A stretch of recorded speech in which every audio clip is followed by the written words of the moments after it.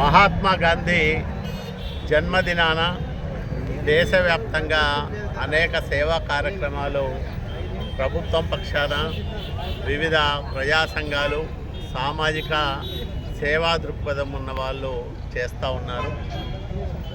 మహాత్ముని జీవనమే ఒక ఆచరణీయ గ్రంథంలాగా ఉంటుంది.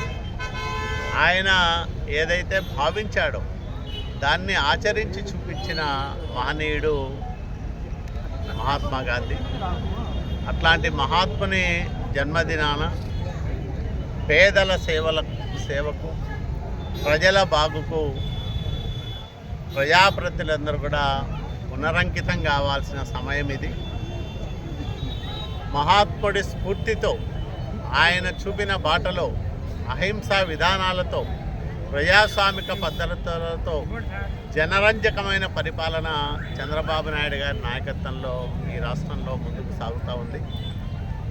అన్ని గ్రామాలు పట్టణాలు సమగ్రంగా అభివృద్ధి చెందినప్పుడే, సాటి మనిషిని దోచుకోలేని ఒక మంచి సమాజం ఏర్పడినప్పుడే గాంధీజీ కలలు ఈడేరినట్లయితాయి. కాబట్టి గాంధీ మహాత్ముడి కలల సాకారానికి, ఆశయాల సాధనకు ప్రతి ఒక్కరూ నడుం బిగించాలని నేను కోరుతా ఉన్నా. ఆంధ్రప్రదేశ్ రాష్ట్రంలో 2047 నాటికి అన్ని రంగాల్లోనూ అద్భుతమైన అభివృద్ధిని సాధిస్తామనే నమ్మకాన్ని, విశ్వాసాన్ని మేము కలిగి ఉన్నాం.